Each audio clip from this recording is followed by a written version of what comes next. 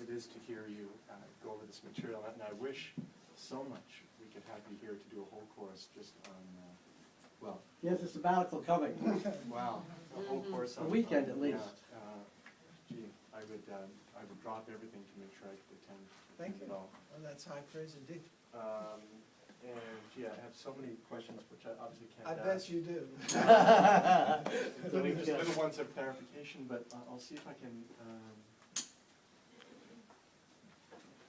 obviously, yeah, okay. Am I wrong in your description of Goethe, for instance,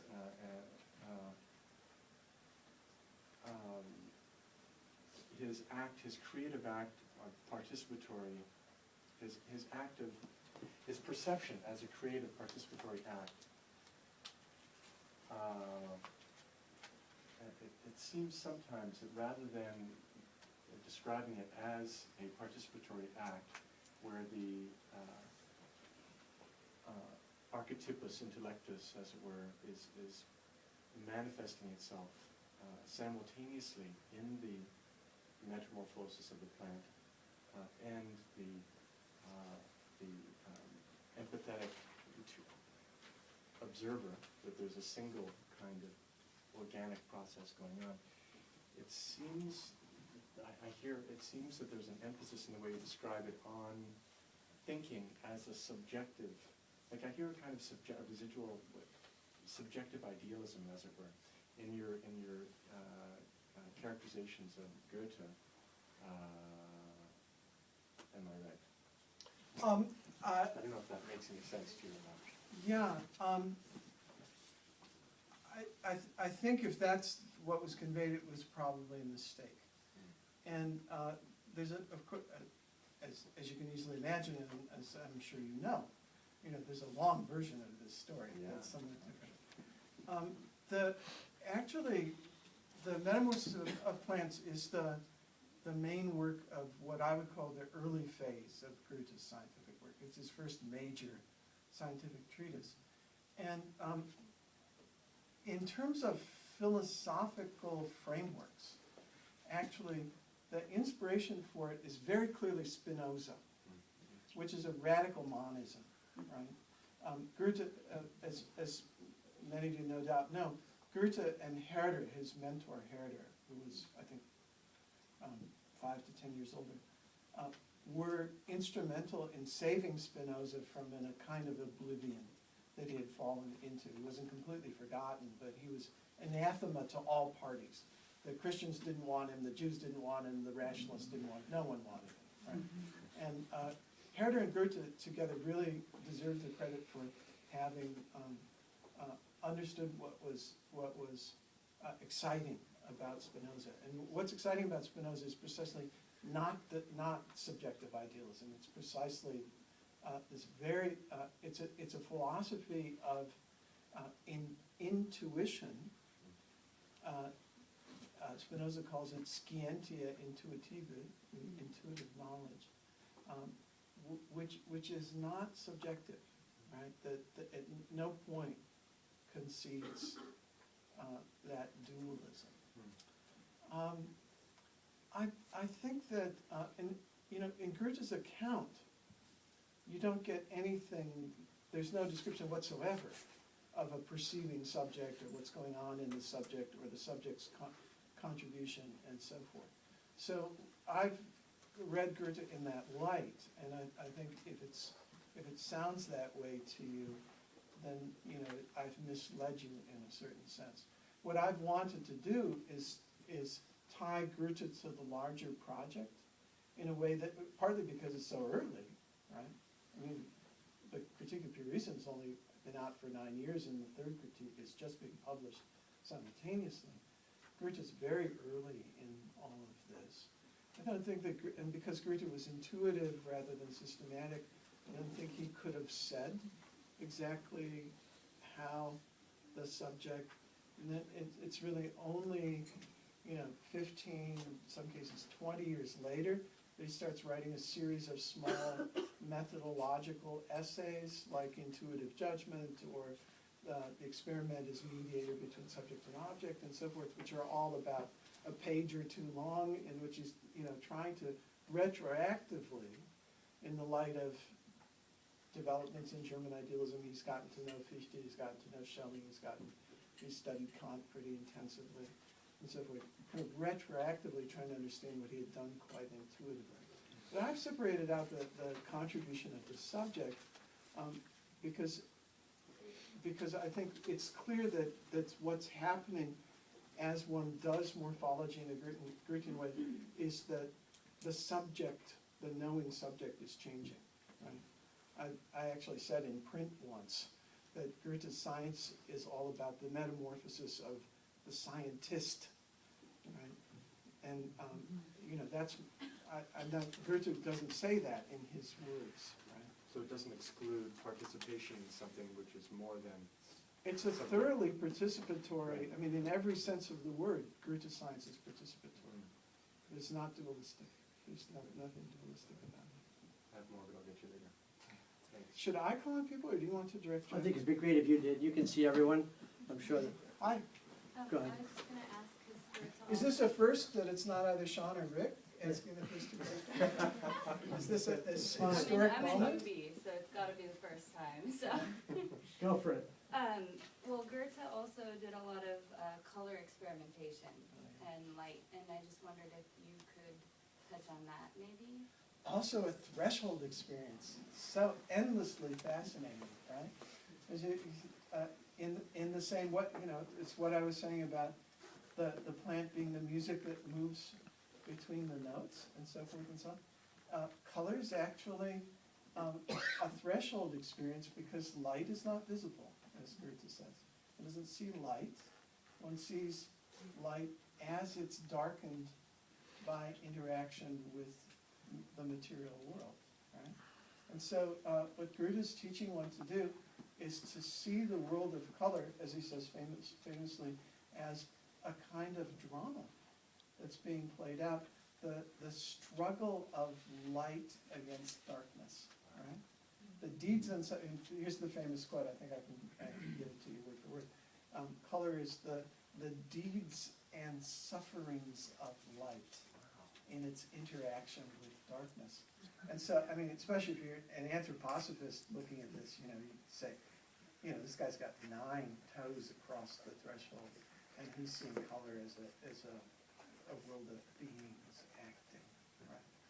So, everything that I did with Goethe's plant morphology, I could do in his color theory. All of the same things are going on. Because he also talks about how the observer changes it, that was how it was essentially different from Newton. Okay, I can, if you want to lecture on Goethe's color theory, you're going to get it, so watch out. But two things that make Goethe's color theory fully participatory, right? He does something really shocking, and that is that he begins his long treatise by talking about a set of phenomena that had long been dismissed as illusory, namely colored after images. You know how that works? Imagine you've got a sheet of crimson construction paper and a white wall, and you stare at crimson or the red construction paper, and then you turn and look at the white wall, and you see that shape in what color? Green. Green, sort of eraser green. Which is, by the way, why so many hospital gowns are that color. Did you know that?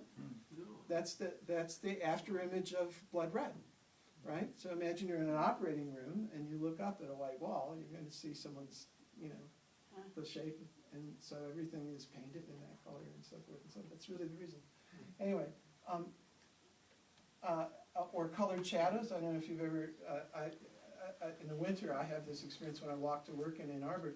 The street lamps are yellow, and then you walk down the street and the shadows that are cast by the yellow street lights, in the morning darkness are blue, right, or purple. And so colored shadows and so forth. Well, these have been written off as subjective aberrations and so forth, and Goethe said, what's subjective about them? They're rule-based, you can predict what the color will be, it's always the complementary color, and then Goethe arranges the colors around a color circle with complementaries opposite each other. And then he says the most wonderful thing, apropos participation. What's happening? The I, EYE in this case, but also the personal pronoun I, working through the I, wants wholeness at every moment. So if you assert one part of the color circle against the circle as a whole, the I will actively call forth the rest of the circle into being. So inwardly, we're creating the whole world of color at every moment, right? When I stare at this yellow wall, inwardly, I'm making purple to balance it, right? And that's chapter 1 of Goethe's color theory, right? And it's the most anti-Newtonian thing that you could do, right? Because for Newton, color doesn't even exist in the world. It's all about angles of refraction and so forth and so on. And then I believe it's the very last chapter of his color theory is also a revolutionary one in which he talks about and it's as odd in German as it is in English, the sensory hyphen moral aspects of color. In German, the sinnliche Wirkung der Farben. And he says that colors have emotional dimensions, and they even have ethical and moral dimensions, and they have cultural dimensions. And so you get something that's part ethics treatise and part aesthetics and part cultural anthropology at the end of the scientific treatise. And Goethe's really throwing down. He says, all of these things are real and they're fundamental to the realm of color, and they're as much a part of color as angles of refraction or any other thing, and we're going to talk about them. Right? And so I'm going to talk about participatory, right? There's a whole world of culture, there's a whole world of human ethics, there's a whole world of human affect responding that's part of color experience. We're going to talk about that in a rigorous way as well. Did I answer your question? Right? The beautiful lecture you go. It's a good example of Steiner's call for thinking with the heart and warm thinking. How you. I'm going to retire on that. Bye. You can't retire yet, we need you. I'm going to go out on that one. Thank So you. the question is actually kind of a simple one. Why do you think Hegel didn't make it more clear how much Goethe was informing, as you set it out there at the beginning of the phenomenology? Why didn't, in some sense, Hegel explicate Goethe in a way that wasn't done really until Steiner came? Yeah. Since he, as you described it, had such an impact on shaping really Hegel's sense of the evolution of thought. Yeah, I think that's a really good question. I don't know the answer to it. He invokes Goethe at various places and refers to it. Maybe you got an answer to Well, this. that's my sense is that I think he assumed at the time that the people, his readers, would immediately know, would get the illusion. The phenomenology is just packed full of unattributed But illusions. Rick's asking about more than just getting the illusion. He's asking about actual explication. In the way that, basically, because Hegel rules at, by 1830, he's even earlier than that, and yet Goethe, that side of Goethe, doesn't come to the. But actually, in the Encyclopedia of the Philosophical Sciences, Hegel has an extended defense of Goethe's theory of colors against Newton. And so Hegel is always referring to Goethe, and they were friends, and anybody who knew, in the context, knew that Hegel was a great defender of Goethe. So. I like the question and I like the answer. And I don't have a fully satisfying, I think it's actually a very good question. I don't have a satisfying answer to it. So this is for a lot of people in the room who have read one or another introduction to Steiner or biography, and they almost Like always, yours? huh? Like yours. Okay. And it always says something like, and when Steiner was 21, he edited Goethe's scientific writings. But here, listening to you talk about Schlegel and everybody else arguing about Goethe's scientific writings, it makes me want to ask you, for the benefit of all of us who have read those accounts, What did he edit and what wasn't edited? I mean, what was Goethe's it? scientific works? Yeah. Oh, And what did Steiner, he's always credited with being the editor at age 21, but it sounds like, you know, they were all out already, or the important ones were. oh, okay, no, sure, I can give a short answer to this and then ask me if you want more, okay? Yeah. But Goethe, when he died, you know, had an enormous archive of papers, and they were owned by the family. And Goethe had a son who survived him, obviously, and then was the case with Freud until very recently, you know, you know, the Red Book with Jung and so forth. The family controlled the papers. Well, Goethe's last living heir died in, I forget the exact year, but and then all of those papers became available to scholars, and that was the moment at which it was decided, now we'll do the great critical edition of Goethe's works, the so-called Sophienausgabe, or what we now call the Weimar edition. So there were things that had never been published, but there also was a need to establish critical editions of things that had been published during Goethe's lifetime. It's not the case that the texts were particularly problematical, because Goethe himself oversaw the publication in most instances. But then, so by editing, I don't mean always established a text that had never appeared before, something like that. But the most important thing was that then Steiner wrote introductions. He grouped them into groups and, you know, kind of made scholarly sense of them, but then wrote commentaries and introductions on them. And so it's really those commentaries and introductions first, and then in that process discovering that there's a whole epistemology that's owed but never delivered that led him to write the theory of knowledge and Goethe's work conception. Great, thank you. Does that make sense? Yeah, completely. The gentleman in green?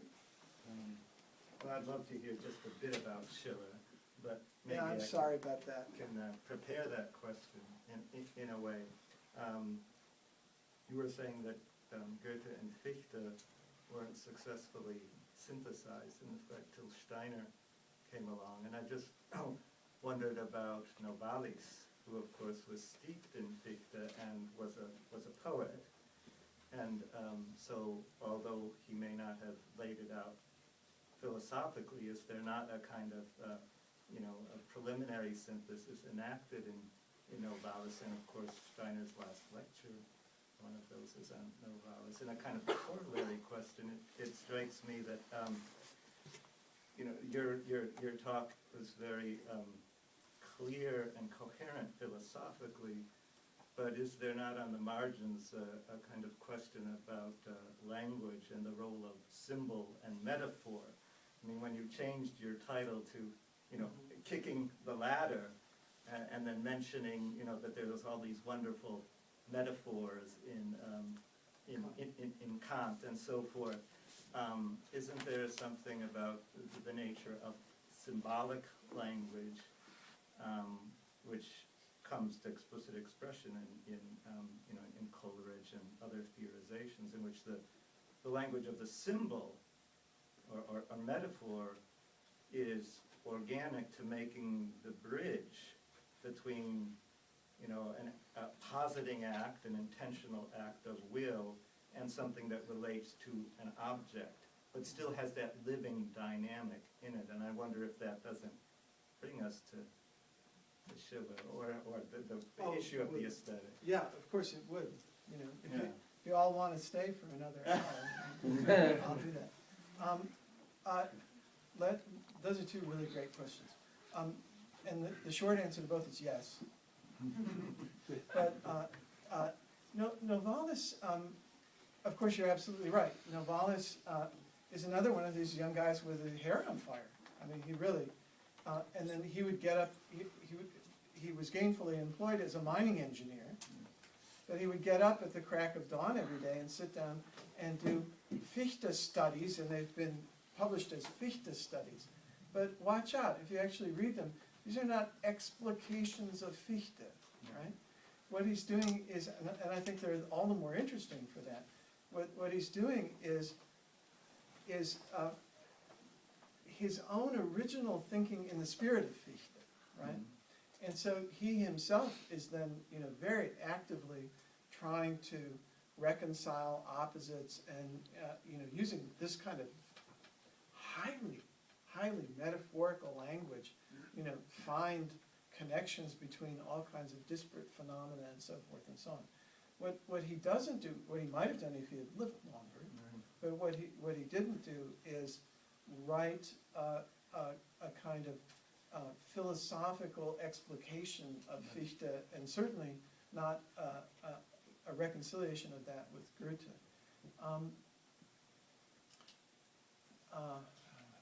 I just lost the train of my thought. There was something I was going to say. Oh, and then there's something about the way in which Fichte did philosophy, which speaks to the second of your questions, but against the first one, because you seem to know a lot about Vollis.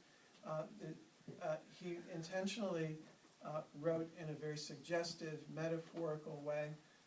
I think there's something problematical about calling them fragments, but they were very gnomic, epigrammatic kinds of statements that often challenged one then to think in a very energetic way to reconcile some kind of opposition and so forth, which is an example of the second kind of language that you were talking about. But it militates against the sort of understanding that you were fishing for in the first one. Because what he precisely doesn't do is he gives you a very intuitive performance in the Fichtean mode. Right. But what he precisely doesn't do is give you a systematic explication of Fichte. And I don't think he addresses Goethe at all. If Novalis, this is like the game that they play in English lit. If Keats had lived, right? And, if Novalis had lived, he died, at 29? He was or something like that. He was very, very young. And, a genius of obviously the highest order, who was, just even in his jottings and his fragments and his incomplete projects, has given us a work for centuries to kind of unpack it. Who knows what he would have done eventually, in a more kind of systematic way. So he's very young, it's a very kind of a young way of thinking. And maybe as he got older, it would have gotten more systematic. Yeah, that's a great question. Hi. I'm not talking about Schiller. I want to throw another figure in there who was in the circle, Schelling. Yeah. I'm curious if you might say something about his relationship to Fichte and what it was exactly that, he started as one of Fichte's best students, and then I think it's the issue of nature that led them to split, because it seemed, a critique of Fichte could be that nature was just this sort of residual, residue even left over after the self comes to know itself, and Schelling wanted to unpack that a little bit more. So, could you say a little bit about that relationship? Great job of answering your own question. If you could just say 2 more sentences, I'd be done. No, that's yes, yes, yes, and yes. Very close.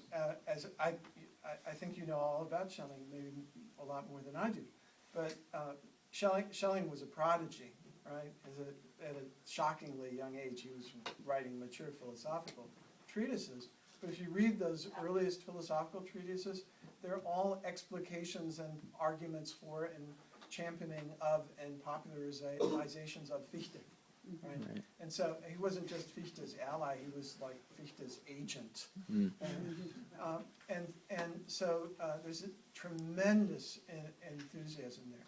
But what happens with him, and I think what happens also with Hegel, is that they begin to realize that Fichte has gravitated, this is necessarily a shorthand, and it's actually what you just said, he's gravitated so strongly to the pole of the creative self, calling the world of knowledge into being, that the world of nature and the other generally, Novalis criticizes Fichte on these grounds also.